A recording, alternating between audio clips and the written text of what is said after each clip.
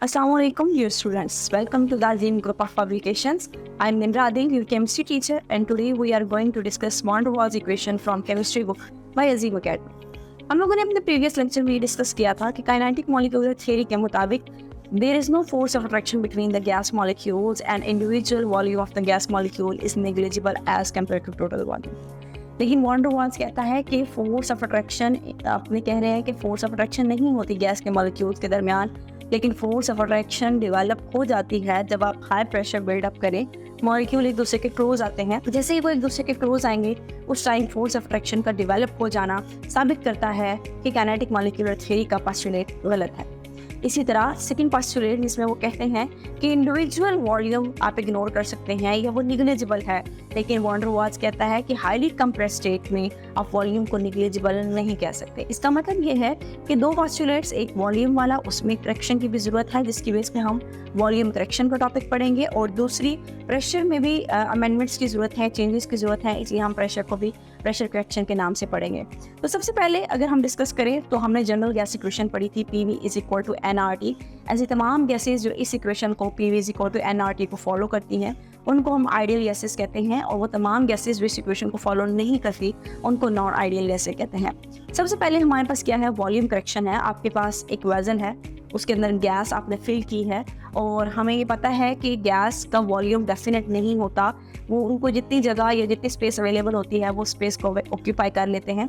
तो जो volume of the gas molecule है, जो वॉल्यूम ऑफ द कंटेनर होगा वही वॉल्यूम ऑफ द गैस होगा, क्योंकि अगर एक कंटेनर के अंदर आप गैस फिल कर रहे हैं तो वो गैस उस पूरे सिलेंडर के अंदर फैल जाएगी। अब हमारे पास क्या है, आप उस गैस को कंप्रेस करें। जैसे ही आप गैस को कंप्रेस करेंगे तो गैस के मॉलिक्यूल एक दूसरे के क्लोज आ जाएंगे। पहले वो एक दूसरे को रिपेल करेंगे, लेकिन जैसे ही मज़ीद आप प्रेशर बढ़ाते जाएंगे, आप करीब आते जाएंगे, एक ऐसा पॉइंट आएगा कि जैसे ही वो करीब होते जाएंगे तो मे बी उनके दरमियान फोर्स ऑफ अट्रैक्शन डेवलप होना शुरू हो जाए।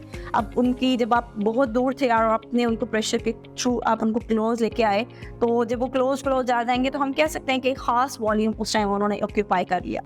हमारे पास इस टॉपिक के अंदर 3 टर्म्स यूज हुई हैं, एक है वी फ्री, एक है वी वेसल और एक है बी। वी वेसल क्या है, वॉल्यूम ऑफ द कंटेनर, यानी जितनी जगह गैस के मॉलिक्यूल्स के लिए अवेलेबल थी जिसको वो ऑक्यूपाई करना चाह रहे थे, that was V vessel. V free क्या है, गैस के मॉलिक्यूल्स ने एक खास जगह ऑक्यूपाई कर ली, लेकिन उस खास जगह ऑक्यूपाई करने के बावजूद कुछ ऐसी जगह भी रह गई जो वो ऑक्यूपाई नहीं कर सके, जिस जगह गैस के मॉलिक्यूल मौजूद नहीं है, यानी अगर वो ऑक्यूपाई करना चाहिए उस प्लेस को ऑक्यूपाई कर सकते हैं, उसको हम कहेंगे वी फ्री। और तीसरी टर्म है बी, जिसको हम कहते हैं एक्सक्लूडेड वॉल्यूम या अफेक्टिव वॉल्यूम। गैस के मॉलिक्यूल्स ने जितनी जगह ऑक्यूपाई की वो कहलाएगी बी, जितनी नहीं ऑक्यूपाई की वो कहलाएगी वी फ्री, और टोटल को हम कहेंगे वी वेसल। आपकी बुक में टर्म्स लिखी हुई हैं, V free = V vessel minus B, यानी टोटल में से जितनी जगह वो घेर चुके हैं अगर आप उसको माइनस कर दें तो फ्री वॉल्यूम की वैल्यूज़ को भी आप कैलकुलेट कर सकते हैं। सपोज करें आपके पास एक रूम है और उस रूम में चेयर्स मौजूद हैं, तो जो रूम होगा उस रूम की जितनी जगह होगी वो वॉल्यूम ऑफ दैट रूम कहलाएगा, यानी मैं उसको टोटल वॉल्यूम कह सकती हूँ। उसमें मैंने चेयर्स अरेंज की हैं, तो चेयर्स जिस जगह मौजूद होंगी या चेयर्स जितनी जगह ऑक्यूपाई करेंगी वो अफेक्टिव वॉल्यूम या एक्सक्लूडेड वॉल्यूम कहलाएगा, यानी बी कहलाएगा। लेकिन उन चेयर्स के दरमियान जो खाली जगह है या दाएं बाएं या फ्रंट या बैक पे जो खाली जगह है उसको हम वी फ्री कहते हैं। तो यहाँ पे वी फ्री बेसिकली क्या है, volume available to the gas molecules, जबकि वी क्या है, excluded volume of the gas molecules है। और अगर आपने वी फ्री निकालना है तो V = V माइनस बी, यानी वेसल में से B को माइनस कर देंगे तो वी फ्री की वैल्यू कैलकुलेट हो जाएगी। तो यहाँ पे B जिसको हम एक्सक्लूडेड वॉल्यूम कह रहे हैं, ये एक्चुअल वॉल्यूम नहीं होता, बल्कि ये 4 times of the actual volume होता है। यानी आप गैस के मॉलिक्यूल्स को क्लोज बिठा रहे हैं, लेकिन उसके बावजूद उनके दरमियान अभी भी कुछ ना कुछ एम्प्टी स्पेसेस रह ही जाती हैं अरेंजमेंट के दौरान।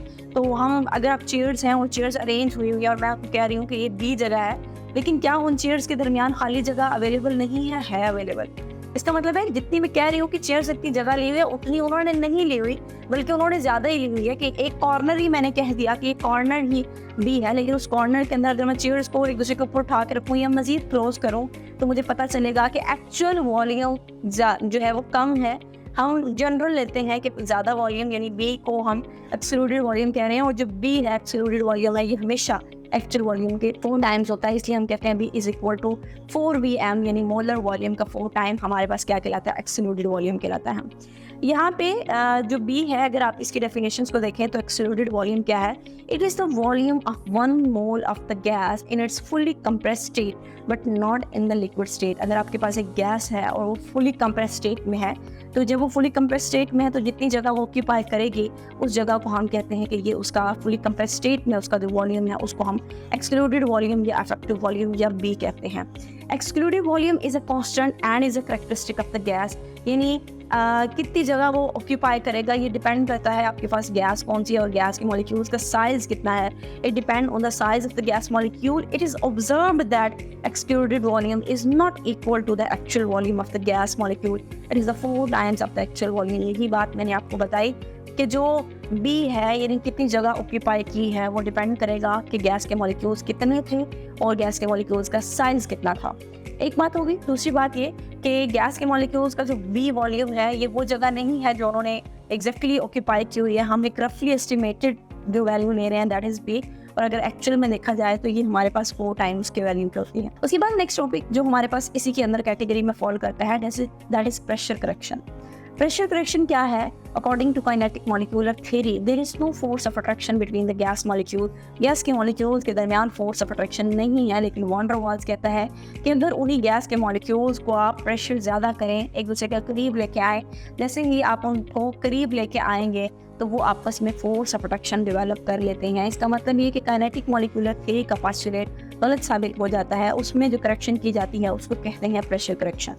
अगर हम अपनी बुक के अकॉर्डिंग बात करें तो वो कहते हैं कि एक मॉलिक्यूल जो कि आपके पास गैस के बिल्कुल सेंटर में मौजूद है, एक मॉलिक्यूल जो बिल्कुल सेंटर में मौजूद है उसको नेबरिंग मॉलिक्यूल अपनी तरफ अट्रैक्ट करेंगे। यानी अगर एक मॉलिक्यूल गैस के बिल्कुल सेंटर में है, इस साइड से एक बी मॉलिक्यूल अट्रैक्ट करेगा, एक इस साइड से अट्रैक्ट करेगा, एक ऊपर वाली साइड से अट्रैक्ट करेगा और एक नीचे वाली साइड से अट्रैक्ट करेगा, और चारों की अगर अट्रैक्शन इक्वल है तो वो पार्टिकल्स ए सेंटर में ही रहेगा, ना वो लेफ्ट साइड पे जाएगा, ना वो राइट साइड पे जाएगा, ना वो फ्रंट वाली साइड पे जाएगा और ना ही वो बैक साइड पे जाएगा। क्योंकि अगर चारों साइड से इक्वल फोर्सेस होंगी तो वो एक दूसरे के इफेक्ट को क्या कर देंगी? कैंसिल आउट कर देंगी। लेकिन when a molecule is very close to the wall of the container it is attracted towards the inner side. एक मॉलिक्यूल जो इंटीरियर में था उस टाइम उसके ऊपर चारों तरफ से इक्वल फोर्स लग रही थी और वो एक दूसरे के इफेक्ट को कैंसिल कर रही थी।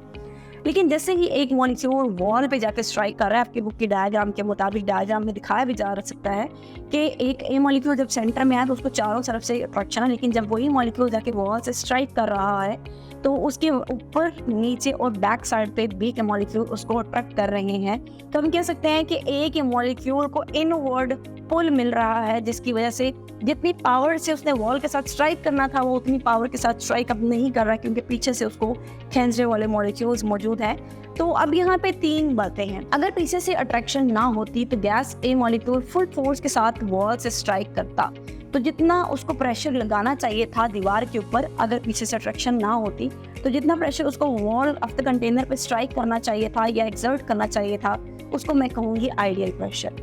लेकिन पीछे से चूंकि बी टाइप के मॉलिक्यूल्स मौजूद थे, उन्होंने उसको अट्रैक्ट किया तो वो उतनी पावर के साथ स्ट्राइक नहीं कर पाया, वो कम पावर के साथ स्ट्राइक किया। क्योंकि उसने लेस पावर से स्ट्राइक किया तो अब जितना प्रेशर जाके उसने लगाया उसको हम कहेंगे ऑब्जर्व्ड प्रेशर, और जितना नहीं लगाया यानी जितना कम हो गया अट्रैक्शन की वजह से उसको हम कहेंगे लेसन प्रेशर यानी पी प्राइम प्रेशर। तो यहाँ पे टोटल 3 टर्म्स यूज हुई है, P ideal pressure, P observed यानी P pressure, and the last one is P prime यानी जो प्रेशर कम हो गया due to the force of attraction. अब हमारे पास अगर आप देखें तो आपके पास बुक में इस वक्त सामने 3 प्रेशर शो हो रहे हैं, पी ऑब्जर्व्ड प्रेशर और पी ऑब्जर्व्ड प्रेशर जो है अगर टोटल प्रेशर यानी आइडियल में से पी प्राइम यानी कितना कम हुआ उसको माइनस कर दें तो आपके पास ऑब्जर्व्ड प्रेशर की वैल्यू आ सकती है। यानी जितना लगाना चाहिए था और जितना नहीं लगाया, जितना लगाना चाहिए था उसमें से जितना नहीं लगा सका उसको माइनस करें तो जितना लग रहा है पी ऑब्जर्व्ड प्रेशर वो कैलकुलेट हो जाएगा।